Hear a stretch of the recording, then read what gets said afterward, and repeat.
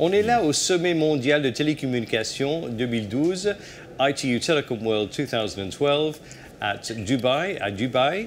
Et je suis ici avec M. Bruno Koné, qui est le ministre de la Poste et TIC de la Côte d'Ivoire.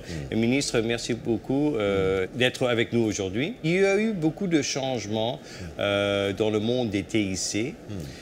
Pour vous, quelles sont les opportunités qui sont venues de ce changement? Nous avons la chance d'être dans un secteur qui évolue énormément, dans lequel il y a des changements tout le temps. Et la vérité d'une année, on peut le voir, n'est pas la vérité de l'année suivante. Et c'est d'ailleurs l'intérêt pour nous autres qui participons à ce type d'événement. Cela permet de voir le niveau d'évolution des technologies, le niveau d'évolution des services qui sont offerts, d'échanger avec les confrères et puis d'adapter notre marche.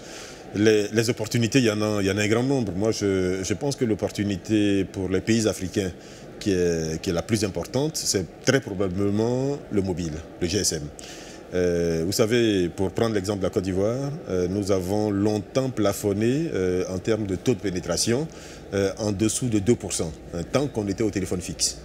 Mais une fois que nous sommes passés à la téléphonie mobile avec le GSM, j'allais dire, ces services ont explosé. Nous sommes aujourd'hui à des taux qui frisent les 70-80% dans un grand nombre de pays africains.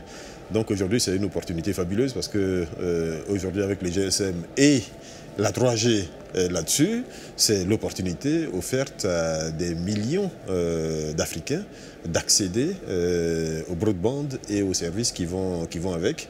Et pour nous, c'est extrêmement fabuleux. Et quels sont les défis qu'on doit être conscient? Les défis, de notre point de vue, c'est déjà faire en sorte que la majorité de la population ait accès à ces services. Accéder à ces services, ça veut dire premièrement avoir une infrastructure qui facilite cet accès. Ça veut dire aussi faire en sorte que l'équipement soit accessible aux populations, ou individuellement, pour ceux qui en ont les moyens, ou collectivement. Donc nous, gouvernement, essayons de faire les deux. Donc faire en sorte que les populations puissent premièrement avoir l'accès via une infrastructure robuste en Côte d'Ivoire. Donc nous avons un projet de construction d'un réseau national de fibre optique qui à terme reliera toutes les grandes villes du pays.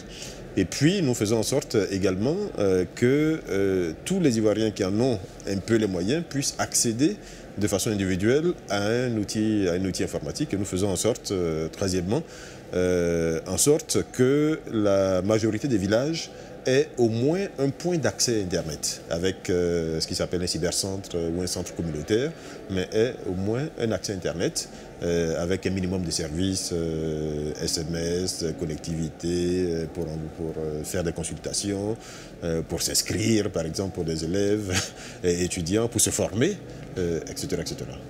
Et la perspective pour le futur des TIC à la Côte d'Ivoire? Pour nous, la perspective, elle est très ouverte et surtout elle est positive. Parce que nous pensons que les TIC peuvent apporter beaucoup aux populations en termes de bien-être, en termes de développement personnel, au plan économique, etc.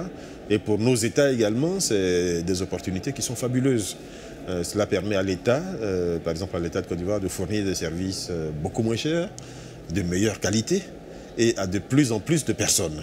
Je pense que pour un État, il n'y a pas meilleur environnement que celui-là qui nous permet aujourd'hui d'être meilleur État que nous l'aurions été s'il n'y avait pas eu les TIC. Donc nous sommes plutôt heureux et les perspectives, je vous le disais tout à l'heure, sont très heureuses en ce qui nous concerne. Vous êtes venu ici au sommet mondial des télécommunications 2012, ITU Telecom World 2012. Pourquoi est-ce que vous pensez que cet événement est important? Cet événement, nous sommes convaincus qu'il est important.